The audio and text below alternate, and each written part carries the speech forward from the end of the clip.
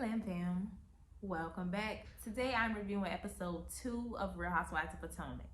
So we pick up with Karen's birthday event and Mia in the bathroom crying about the ladies, questioning her parenting or telling her she didn't protect her kids or whatever. As she's getting herself together, the rest of the cast is moving along. They are not thinking about Mia. And Gizelle basically tells Wendy that they have to have a conversation, because production told her to. So they agreed to do that. And we're just going to fast forward to their brunch. And Gizelle pretty much came there and said that she was just there to listen and, receive whatever Wendy was saying. She starts off by saying she doesn't like how condescending Wendy is when she's mad. She's fun when she's fun, but when she's mad at you, she kind of talks down on you.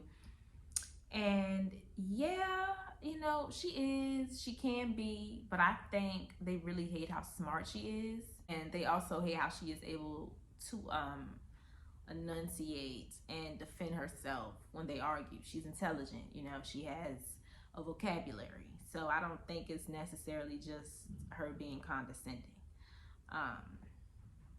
So then Wendy responds and says that it's unfair to dictate her response when she starts with her. And I agree. You cannot poke somebody and then tell them how to respond to you. But Gizelle explains that she's not necessarily trying to dictate her response. She's just expressing that she doesn't like it. That's fair. So then Wendy expresses that she doesn't like how Gizelle tries to alienate people she doesn't like. And that's true. Gizelle said that it's really just when she doesn't like you, she doesn't speak to you. And that is true. That is true. She does do that. But at the same time, she also takes it to another level. It's like she purposely tries to leave them out. But honestly, by the end of the brunch, they seem to have come to an understanding. And obviously, it was a lot left out, judging by the fact that we only saw a very, very small portion of it. But judging by that part I saw, it looked genuine to me. You can tell they obviously had a long talk. Wendy also confirmed this on Twitter. She said it was a 2-hour long conversation. I personally believe it was genuine based on the clips that we saw. I can understand how they came to an understanding. Gizelle was definitely way more open, whether it was fake or not. I can see how they were able to move past it. So we get into Stacey a little more, still living with her German husband that she is divorcing. And they have a daughter, Arabella, who is trilingual. She speaks English, Spanish, and German. Okay. So they're going through a divorce, right? Still living together, but they haven't told her about the divorce yet. They don't want to tell her until they get all of the custody details. So in the meantime, they take turns being at the house, and while the other is away, they pretend they're on a work vacation or they're away for work. And y'all have been trying to keep this up for how long? Like, I don't know why parents always think kids are dumb and they don't notice or catch on to these types of things. But I'm sure she notices that there's something weird going on. So next is Karen and Kiana. Now, I forgot she started off as a friend. So yeah, that's why she wasn't in last week's episode. But, we get a little bit into her, and she's moving in with her man while they're in the process of building a house together, but they're not married. So Karen is trying to kind of give her some advice on getting engaged before moving in. Then they talk about Karen's birthday party, which she wasn't invited to, and Gizelle did the invitation. So Kiana was kind of feeling a little way about that. Then they move on to Stacey and Ashley. They're taking a walk outside of Stacey's home. And Stacey is telling her about the situation, with her still living with her husband or whatever. Ashley had the audacity to be shocked. Girl, this was literally just you last season. We're not even about to get into that. But something I actually am interested in with Ashley, and Stacey really just gave this girl a storyline. Ashley, you better take this and run with it. But Stacey pretty much asked her, how she identifies and how her kids identify, and she never has actually talked about this. And I was very shocked to hear that she identifies as a Black woman, because I felt like she identified as biracial. I mean, she's obviously biracial. I'm not saying that she's not, but people identify however they want to identify with whatever they feel most connected to. But when you think about it, it kind of makes sense because she did try to visit her father in the earlier seasons. And if y'all remember that, he just slammed the door in her face. It was kind of like when Kenya tried to visit her mom, but like he answered the door and then he just slammed it. So, both of their parents really want nothing to do with them. So it was kind of like that. And as we know, Ashley is biracial. Her father is Caucasian and her mom is black. So it would make sense being that um, her father pretty much disowned her. She probably has no connection to that side of the family. She grew up around her mom's side of the family, which is all black people. She identifies as black. It makes sense. But then when you go down to her children, because remember, she is biracial, and then Michael is Caucasian. So her kids, they look Caucasian. They look like Michael. So when they're trying to figure out their identity, and they're being raised around Ashley and her mom's family, which is all black people, but they don't look like them, but this is their family. That can be very confusing for them. So that is actually very interesting. And yeah, Ashley, you definitely need to get into that a little more. And thanks, Stacy, for your new storyline. Yeah, I'm actually very interested in that with Ashley. Stacy, on the other hand, her daughter is black and German, and she wants her daughter to embrace her black side more because she's very in touch with her German side. But my thing is, girl, you are the mom. You could easily do that. You said you lived in DC. You said you lived in Philly. Like, do they not hang around your family? Like, what's the holdup? I don't. You're the mother. I don't get it. So then Stacy starts talking about her new man. She said both her and her husband, even though they are divorcing and living under the same roof, they are both seeing other people. And Stacy loves this guy.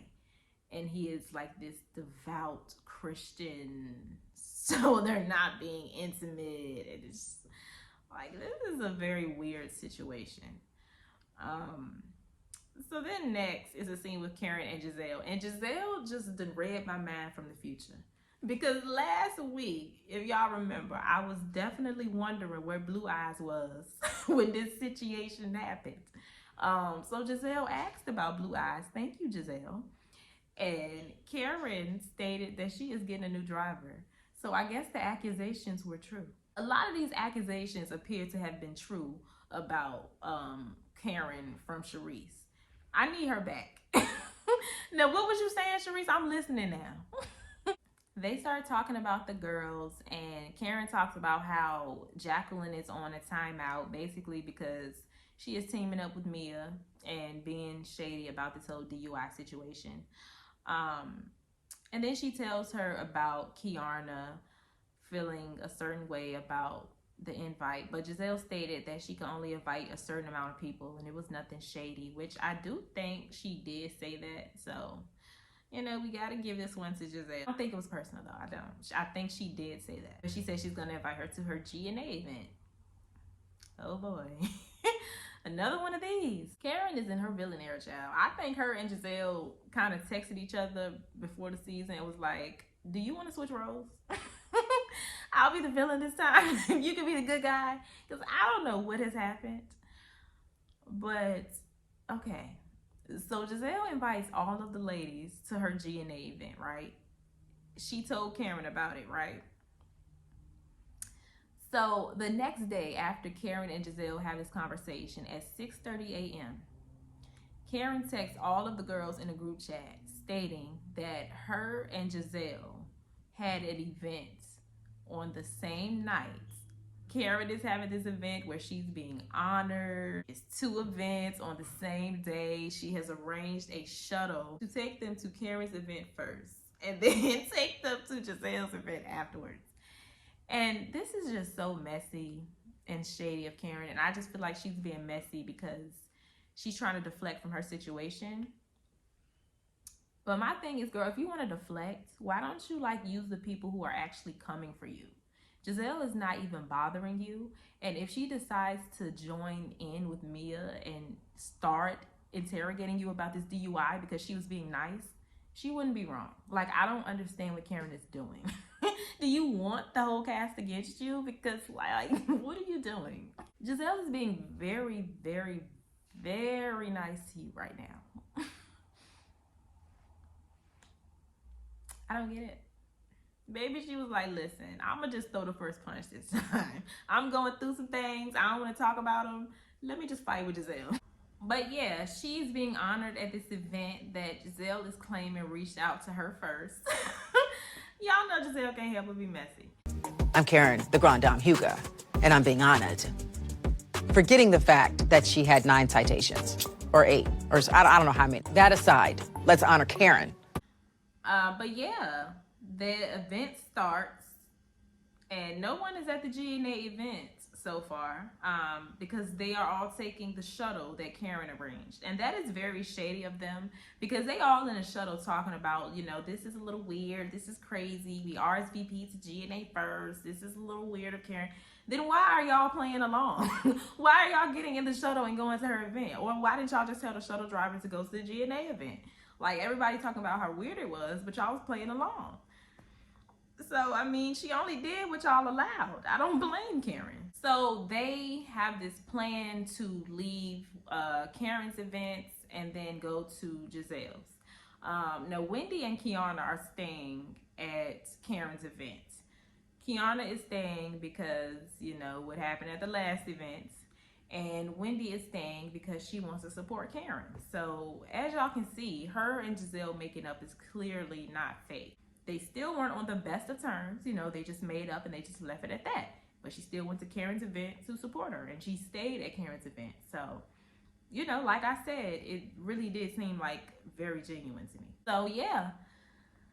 As they are on the way to Karen's event, they call Ashley and they tell her that they have made this plan. And they plan to be at the GNA event by 8:30. However, the GNA event ends at 9. So Ashley told them that they should be there at 8. So when she tells Gizelle was like, well, they shouldn't have just not come. And that's how I feel. That's still only an hour left. Like, you still missed majority of the event. After RSVPing to my event, you're going to go to somebody else's event and then miss majority of mine when you responded to mine first. Like, I understood where Gizelle was coming from. One of Karen's friends actually did end up showing up to their event over Karen's because she RSVP'd, you know, so she did the proper thing. And then Jacqueline also showed up. So, you know, Gizelle is in full payback mode. So she done told her what Karen said about her and how she was feeling some type of way about the comments she made at the birthday dinner. You know, she done activated Gizelle. Again, I don't know why she did that. Gizelle was the only one on your side, but whatever. So the girls arrive at 8:02, and it's like, okay, at least they arrived when they said they would. You know, that's good. But Gizelle is on her Kenya more. She's not having it, and she kicked them out with security. Now, I get it. 8 is too late. Like I said, it's literally less than an hour left with the event. But at the same time, they did show up when they said they were going to show up.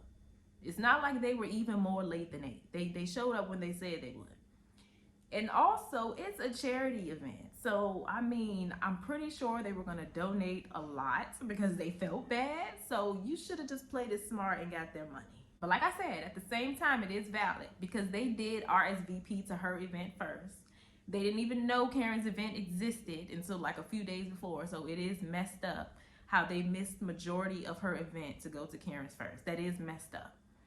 So I kind of understood where she was coming from, but at the same time, it's like you knew they were coming. They came when they said they were going to come, and then they were bringing money. You know, you could have just let them stay, and then you could have chewed them out later. So yeah, that's where the episode ends with her kicking them out with security. And this was actually a really good second episode. I really like Stacey. I do. I think she's very interesting. She done came in and gave Ashley she done made Ashley interesting, y'all. Like, yes, Stacey. But yeah, wow. Karen is gonna be the villain this season. That is okay. Okay, I'm not mad at it. But yeah, that was a good second episode to me. Y'all let me know what y'all thought about everything in the comments down below. Stay happy, healthy, and all of that good stuff. And I will see y'all in my next video. Bye.